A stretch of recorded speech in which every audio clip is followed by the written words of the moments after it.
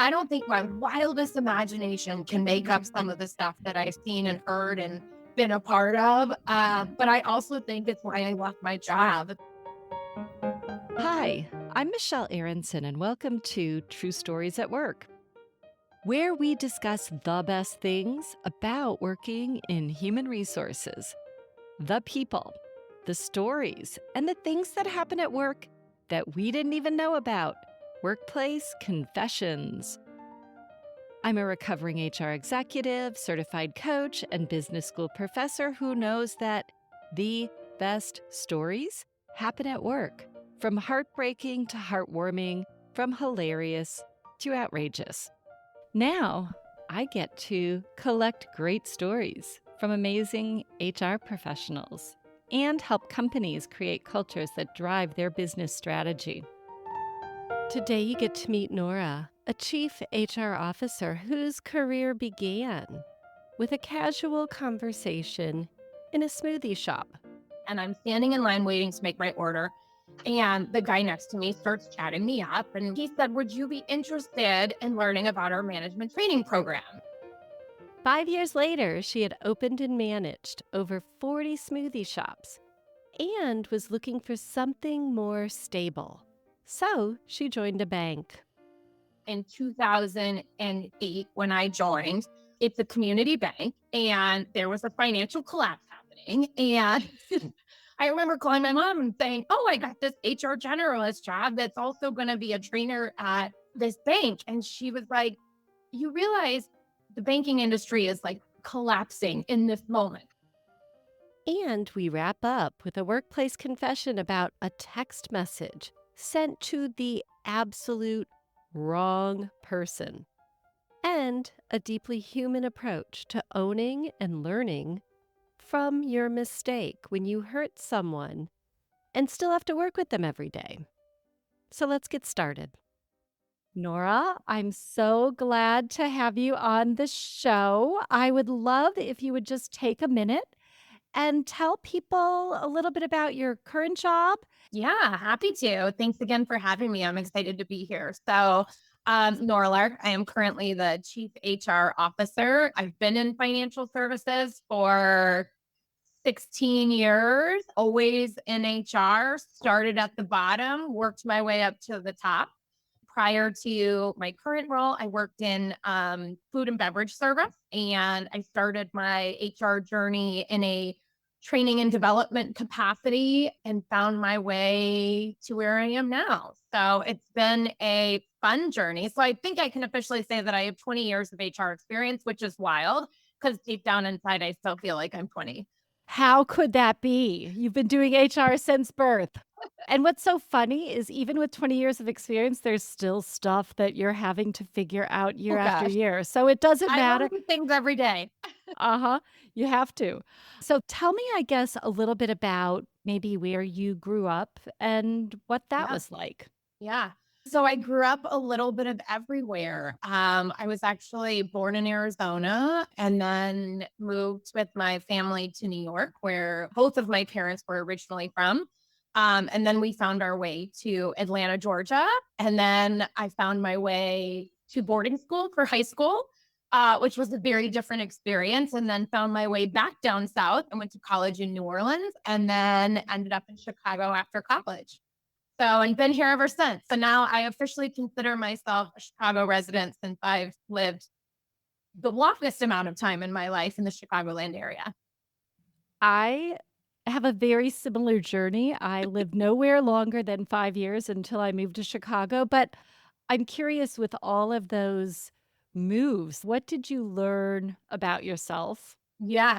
I learned how to make friends. I learned how to kind of put myself out there and how to develop relationships with people. Plus, it gave me a different perspective. I mean, living in New York versus living in Atlanta versus living in New Orleans versus living in Chicago. I've got like the Northeasterner side of me, I've got the Southern Belle side of me, and then I've got the Midwestern side of me now. I think it's also helped me to trying to be really adaptive to my environment.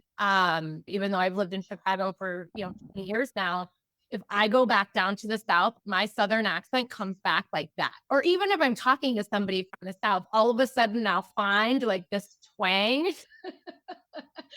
comes back. And I haven't lived down in the South for 20 years, but it just feels so natural. And I fall back into it in conversation. And then I'm like, am I being really phony right now? Or is this just like finding me back to like my roots? But when I first moved to Chicago, everybody was like, where are you from? Because I had such a deep Southern accent from living in the South as long as I did.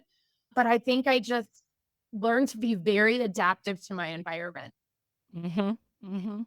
Yeah. When I think back, I moved a lot. I moved at 13, which is never a good time to move, but, like, being adaptive, I remember showing up the first day at school and not only being culturally wrong because we moved from the Midwest to the East Coast, but wearing all the wrong things. Like, whatever was in style in one school was 100% not in style wherever I was going, so not only did I have to, like, fit in with the new culture, but also there was a total overhaul of my wardrobe every single move. It was ridiculous.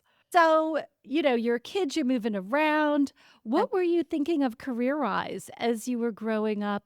You Oh know gosh, most of my adolescence, I remember always thinking I was going to be a school teacher. I think I had a teacher in first grade that I was absolutely enamored with. She was like the best thing ever. And I think she really influenced this idea that I wanted to be a teacher because I had such a connection with her. And oddly enough, even in my 40s, I still am like Facebook friends with her, which is hilarious. But I fell in love with this teacher. She was so fantastic. And so I'd say up until I was applying to college, I legitimately thought I was going to become a teacher.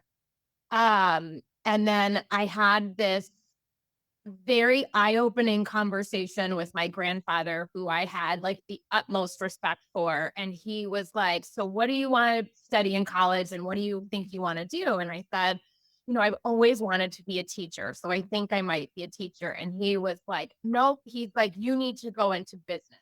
You have a mind for business, and that's the direction that you need to go in. And part of me was like crushed, but I just had so much respect for my grandfather that I was like, if he says this is what I should do, then this is what I needed to do. And so I only applied to business schools for college, and I ended up going directly into business school from day one of college, and never regretted it. And I think he was 100% right. I have so much respect for teachers. I think what they do is incredibly hard. I think they are woefully underpaid for what they do. And I definitely am glad that I followed his advice and made that decision. My dad wanted me to be a business student, and he ended up paying for me to study psychology and art history. So I found my way there, but it was in my master's program where I took my first business class and wondered really why I didn't. I was thinking I should have listened to him because I would be so much further along in finance and some of the things that I had to pick up, throughout my career. But I genuinely believe that, college is not a means to an end. Like, I think you don't have to be married to whatever you study in college. I think I was very focused on the end game and very focused on, okay, what's next for me, and not so focused on just enjoying the learning journey. Mhm. I teach a bunch of graduate students now. That's how we connected from one of my former students. And what is fascinating is a lot of times they're asking, what is the right job for me? And in my opinion, just what you said, you have to figure that out. It's such a long path, just taking a job, seeing what you like, learning from it, and using those skills in a new way. It's a journey, it's not a destination. So when you get to the pinnacle of your career, all of a sudden you need to figure out even then what's next, right? There's no Yeah. real end to that journey. How did you get into HR? So you're this business student and Yeah. you're killing it in business school. What drove you into HR? A lot of my journey has been luck, has been timing, and it's been a lot of hard work. Throughout college, I had bartended, and I was also struggling with, can I sit behind a desk 8 hours a day? Like, does that fit my personality? Because I had done one internship for a marketing agency that was cold calling, and I was basically trying to sell advertising. And I spent all day being hung up on in this internship. And I was like, this is miserable. So I wasn't really sure what exactly I was going to do, but I walked into a quick serve smoothie chain, and I'm standing in line waiting to make my order. And the guy next to me starts chatting me up and we're talking and, oh, I just moved here. Oh, I'm from New Orleans. Oh, what are you doing? Like, what's your next move? Oh, you just graduated college.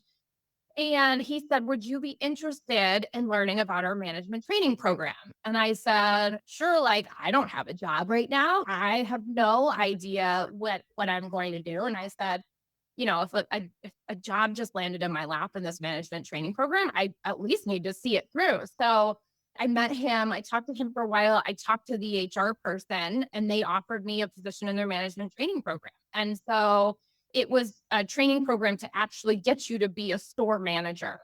I started working in a store as an assistant general manager within the store, and it was a brand new store that they were opening in Lincolnshire, Illinois. And so I had the benefit of being part of starting the store from scratch. And so, we went through and we hired a team and we set up the store and we got the store running. And then it was really successful. And so they came back to me and they said, well, would you be interested in doing more of this new store opening? And I said, well, sure. I had a lot of fun. This was a good time. So for the next 5 years, opened 30 or 40 locations in 4 different states. And I just kept doing it all over again. And then the traveling was getting fatiguing and they were slowing down on their expansion efforts. So I kind of moved permanently into a store. And all I was doing was taking new general managers and teaching them how to be general managers inside a store that I was also running. And I liked it, but I got burnt out on it really fast.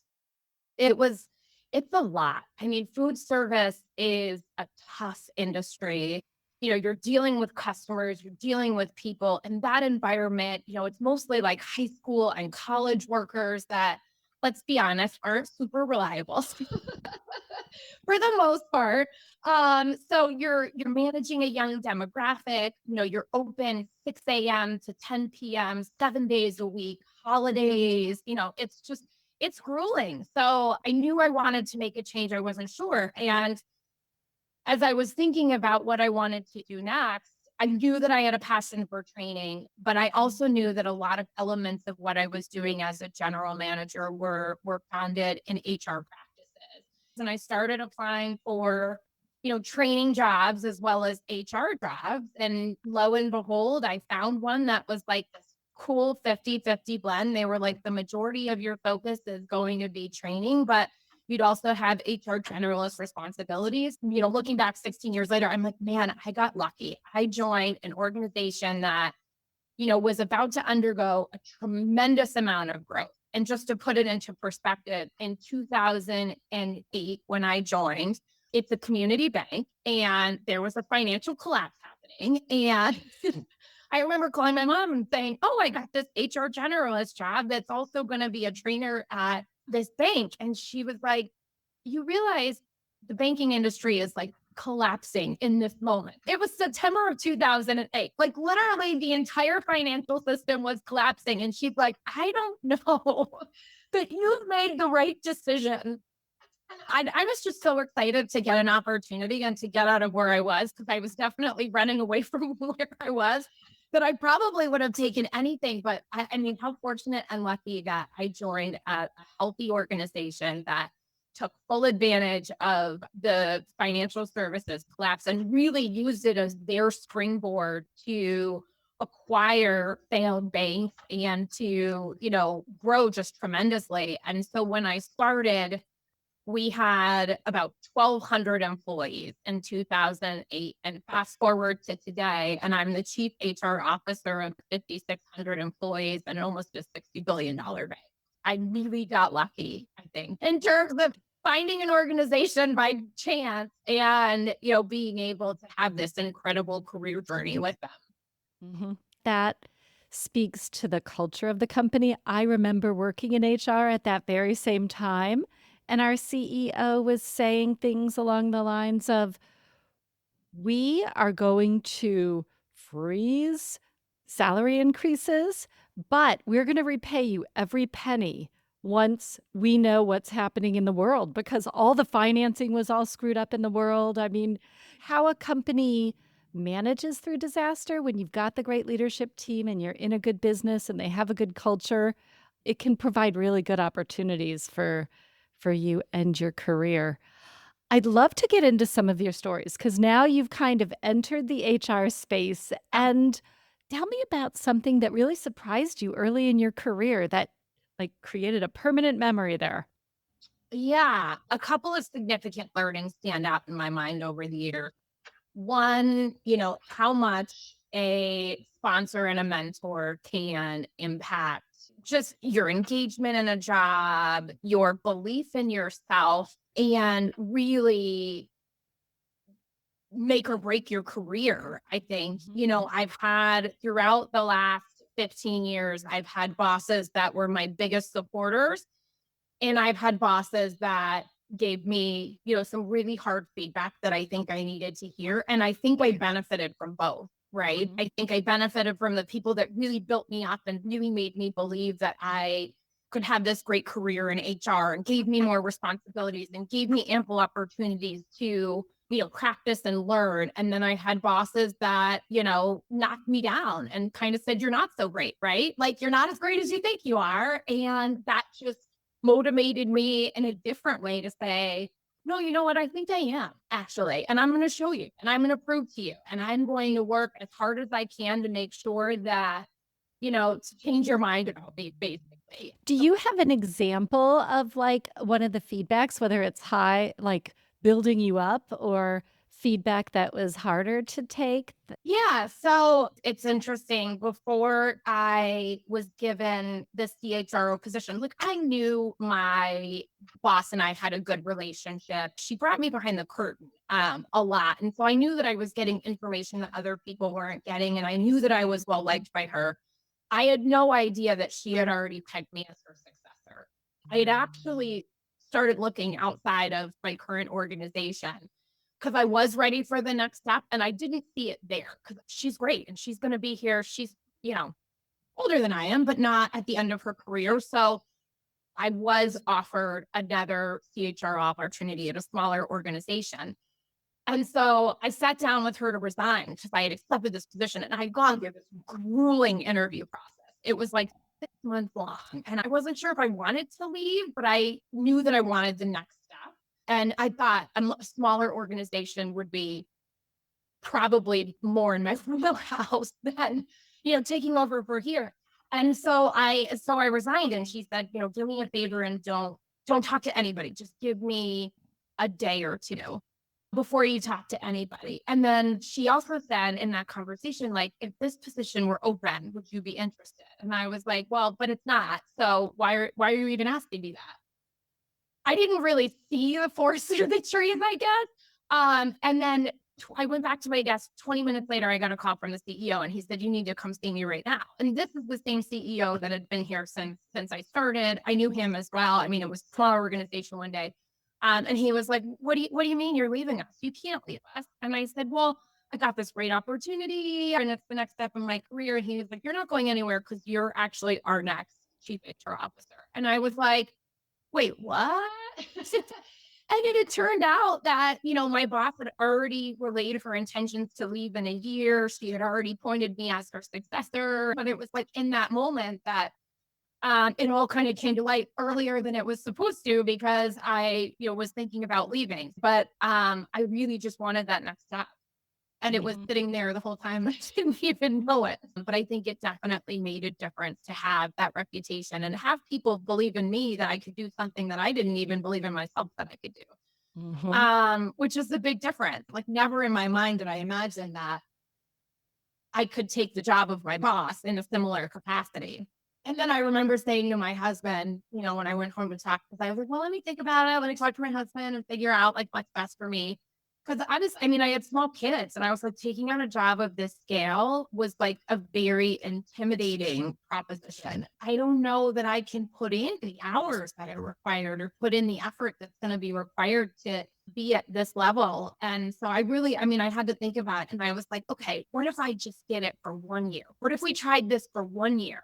And if it's untenable, if it's not working for our family, and if it's just killing us, like I don't have to continue to do it, but I'd like to at least try. And so I did. And here I am 4 years later. I mean, it's worked out. Like, I did not know that COVID was going to hit 3 months later. which obviously threw a wrench in things. But yeah, I mean, I have no regrets about taking the opportunity, and I proved to myself that I could do it. What I admire about that story is that it really shows, I can try it. If it doesn't work out, you didn't lose anything. We love to tell No, ourselves stories that it's not going to work. But even just trying it, like so I tried to resign from my job. I had been the head of HR for many years over customer experience, and my dad got sick. And I wrote this resignation letter and I slipped it to the CEO who read it and told me no. And I was like, "What?" He's like, "Just work a couple days a week. Go part-time, take care of your family, you can always come back." And I was like, okay." Like, I didn't know if that was gonna work, but I also, just like you, well, I could try it and see maybe that is the answer, and I just didn't see the right path. But, it was even harder to be working yeah, part-time as a head of a bunch of things. But I think it's really important to take the opportunities, try them, and just know that it's not permanent. People make it so black and white. So in your pre-show, you said people are funny. Tell me what that means. I couldn't agree more. And you said, "No, seriously, no, they're seriously, funny." people are funny. No, I know. I'm like, I think people are funny. People are. I genuinely believe that people are inherently good. It's an important value for me to kind of stay grounded in that. Like inherently, people are good, but people are also crazy, and people are also really funny, and people are also really different. Can you tell me a story where people are funny? What is your, like, cocktail story around people are funny? Pre-COVID, my organization was a full on-site 5-day a week organization. Like hybrid wasn't a thing, remote work wasn't a thing. Maybe every once in a great while, if you had some burning emergency, like you could work from home. I mean, it was 5 days a week in the office. COVID hit, everybody and their mother goes full remote. And we stayed in that capacity for the better part of 2 years. And then, I think one of the biggest challenges of my HR career so far has been figuring out what the right way to work is.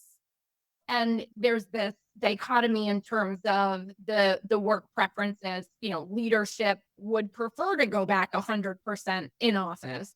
The staff that's currently working like hybrid, majority of them would prefer to stay, in that capacity, or would have preferred to stay full remote.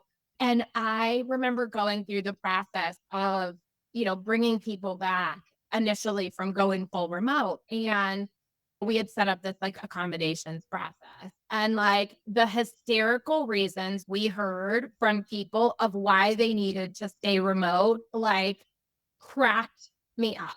Like in like a funny, not funny way. There was like, my dog that I got during COVID can't be left alone. Oh, by the way, I moved to Mexico. I can't come back into the office. I'm like, you didn't think that was important to tell us that you moved to Mexico? Or like, what did your dog do before there was COVID? And trust me, I can weigh the pros and cons and name all the benefits to not having to commute and not having to do all these things. And then I can also, lay all the arguments of the benefits of being in person and the benefits of collaboration and, feeling connected to an organization and upholding a culture. Like we have to be in person sometimes. We cannot do everything virtually. So I can argue both sides of the equation, but oh my gosh, the funny stories that we got from people and the reasons that they felt like they needed an accommodation to continue to work were pretty funny. Also just like, I mean, every HR person has like, 101 employee relation stories about funny stuff, but you spend more time with people at work than anybody else. And you just meet like a whole cast of characters. And you just meet people from all different walks of life that have all different ideas on things. And I find myself scratching my head all the time and being like, huh, like that's an interesting way to look at things. Or, oh, think that we should offer you pet therapy services. Like that's interesting. Like you get a survey back and you're like, you think the greatest benefit that we can add is, mental health for your pet. Okay. I don't think my wildest imagination can make up some of the stuff that I've seen and heard and been a part of. But I also think it's why I left my job because I I agree. I agree with that. What's your favorite story, like thing that you couldn't make up from your whole career? You can go back to the juice bar. oh, goodness gracious. What's one thing, and I'll say this more generally than anything, but I think that like the amount of people that find their love matches at work, I'm like, there are so many places to find a match. I, I choose work. Well, I just want to say that is what we should promote in our return to work policies. We should be like looking for love, feeling lonely at home, come to work. Like the best dating app that you can ever find. But I feel like there have been so many situations that end up rising into HR issues because, people got romantically involved at work, under one circumstance or another. And then, it goes south. And I think some of the best stories all involve like romantic involvement. Mhm. There are what how many billion people in this world and you choose to find work to find your romantic interest satisfied, and that's not to say that people haven't been at work and been very very happy, but I just think the two should be separate. I would never want to work with my husband in a million years, in a million years. Well, and it's not when it works out, it's when it doesn't work out, right? Then the daggers come out and all the texts that they ever sent to that other human being end up in uh, HR. It's just a retaliatory, yeah, and then love what's the gone name, I'll wrong. have no fury like a scorned woman. It's Or like, man, or man. Oh, yeah. I've seen all of it. I couldn't agree more. One more question for you, and then, certainly if you have any questions for me. What is your workplace pet peeve? mm. And this goes back to like behaviors in people and maybe like my genuine philosophy that people are good inside. I think, acting and assuming positive intent is like my biggest thing because I feel like I get involved in so many conversations with people where, they think people are out to get them or they think that people are intentionally wronging them or not setting them up for success or creating an environment, intentionally. And I'm like, man, like one, what if a cynical way to live to believe that everybody is like out to get you and everything. But if you just believed that everybody had positive intent in what they were doing, and if you saw it through that lens, there would be so much less drama and so much better work productivity interdepartmentally, with colleagues, with coworkers. So I think that is probably my biggest behavioral workplace pet peeve. And if I had a dime for every time somebody would be like, "Do you see the tone in this email?" And I think, "What tone? I don't see tone. What do you see?" I know. I mean, there's so many examples that I can give that I'm just like, if people genuinely believed that people were acting with positive intent and not negatively, I just think it would create such a more harmonious workplace.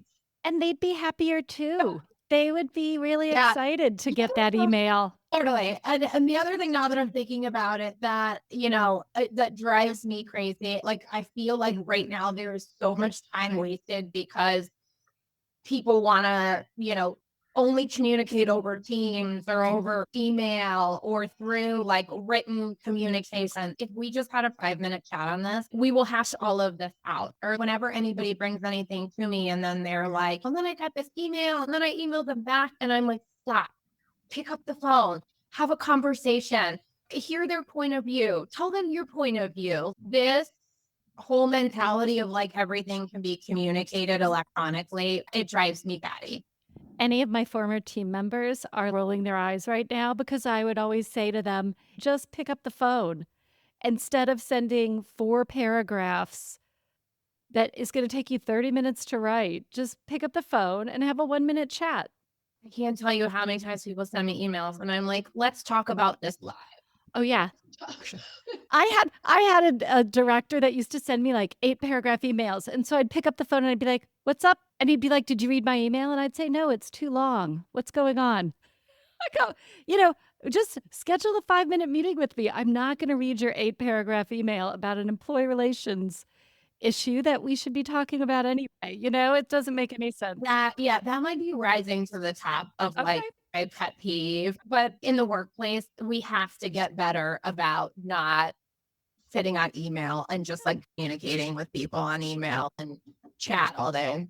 Loneliness is an epidemic. We can end it by picking up your phone or going in and seeing them face to face. We could solve it ourselves, couldn't we? Oh my goodness. Any questions for me? Anything left unsaid? Not really that I can think of. Yeah, this has been fun. I've enjoyed it. Thank you so much. Such a great chat. We've all done something bad at work, but here's your chance to confess. From small wrongs like borrowing office supplies to simplify your back to school shopping or snacking on a coworker's lunch, to the major workplace sins, the sex, drugs, and rock and roll type. Here is today's conscious clearing confession. So I have a confession to make. I've been working in the public school system for my entire career. When I first started working at my current job, I met a colleague who was great. She was a lot of fun. She was super smart. She was very quick witted. She was very confident. And we just really hit it off. So as time went on, she started to change a bit. She got weight loss surgery. She got some cosmetic surgery. And she continued to just sort of perfect the outside of herself. And while she did that, she became increasingly, I'd say, cocky. She always had sort of a shady side to her, but things started to take a turn when she became really shady at work. So, for example, we pull students for our sessions, and we always have to hand in our schedule to our supervisor. She would hand in a schedule to our supervisor, and then she would run what she called her own schedule. So she would group kids together that weren't supposed to be grouped. She would skip kids and say that she saw them. And I would text her during the day and ask her a question about a specific thing. And she'd say, "Oh gosh, I have no idea. I'm getting my hair done." Or, "I skipped out today. I'm getting a manicure." Like she found a way to cheat the system, and it always bothered me. So the thing that was so irritating was she was so well regarded in my school. The administration loved her and they continue to love her. So things were getting shadier and shadier. And over time, it really started to sort of take a toll on me. Everybody really admired her and really respected her professionally. But I knew that she had this shady side. She really wasn't doing what she said she was doing. She really wasn't servicing the students the way she said she was. She would literally say, "Fake it till you make it," which killed me because, this isn't like corporate America. We're working with kids here. It just really bothered me. So I used to talk to my husband about it. I used to talk to my girlfriend about it. For years, it was really eating at me because she was so well respected and I was working so hard and doing what I thought was the right thing ethically. And I was never really recognized for that. She sort of became the unofficial coordinator of my group of colleagues.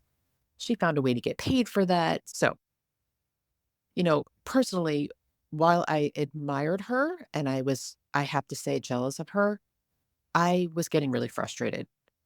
So one day, I reached out to my best friend who had been hearing about her for months and months, probably years. She knew her by name.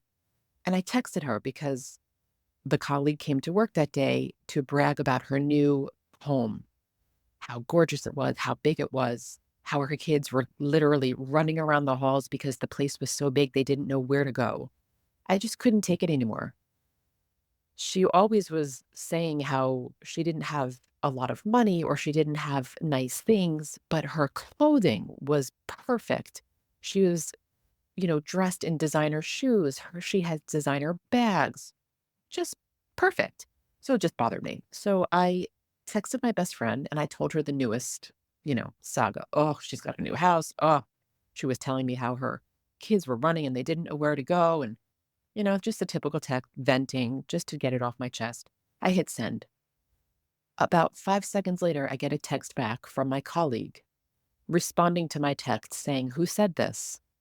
when I realized that I sent the text to her instead of my best friend. So I immediately feel ill, literally ill. My stomach hurts. I start to shake. I'm driving. I have to pull over into a parking lot, and I had no choice but to fess up. I couldn't lie. I mean, it was obvious that I had just done something horrible. I texted her and I said, "It was me. I'm really sorry. I have to explain. I had a moment of weakness. Can I call you?" I didn't know what to say. I literally couldn't breathe. My voice was trembling. I called her and I just said, "I'm really sorry. I just, I was really I'm in a bad place. I'm not in a great place in my relationship with my husband right now. I'm not in a great place financially. And listening to all of your, you know, great happenings really got to me." And I texted my friend to just sort of vent, and "I'm sorry. I didn't mean it. I'm just jealous, and it's bad to be jealous."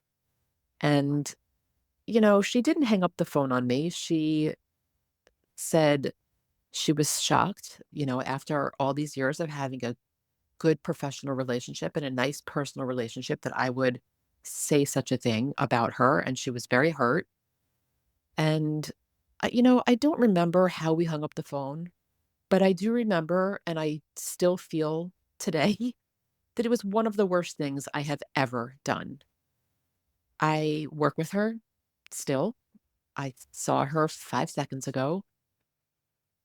Recently, things have gotten better, but I would say for the past year to 2 years, since it happened, every time I see her, it's the first thing I think about. I just feel awful. Fast forward to today. She has since gotten a divorce. She has moved to a new house, which I saw. It is still spectacular. She struggles with her kids. She struggles to be a single parent.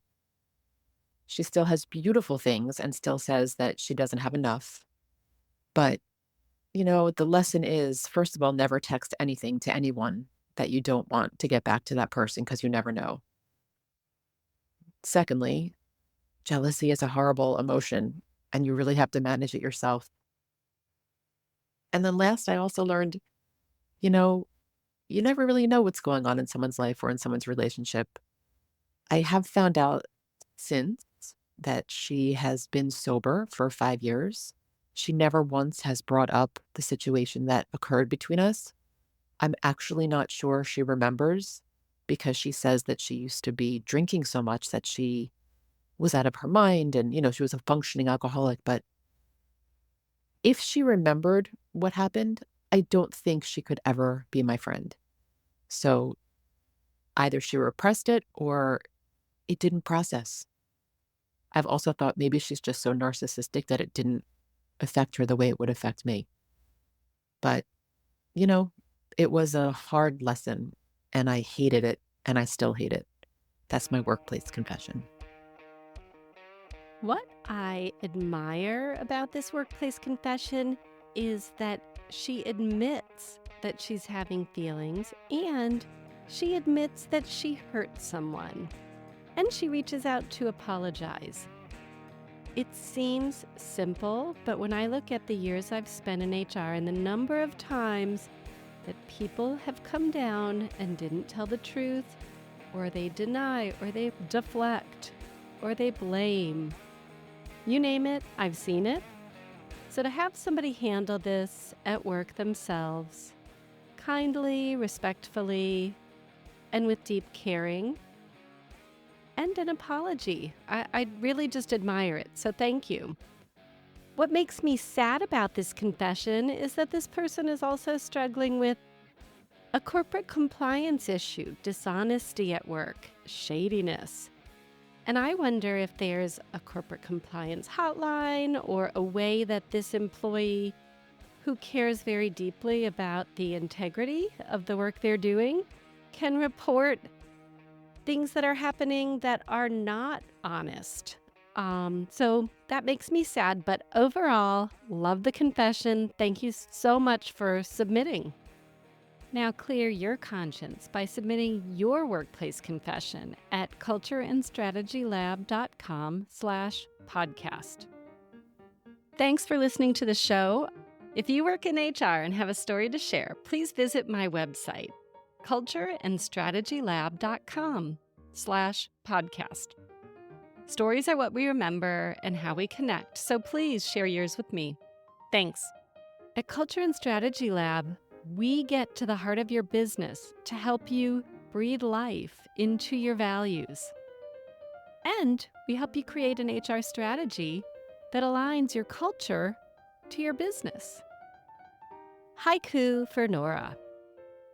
Norah's wise advice: assume the best. Call instead. Please don't date at work.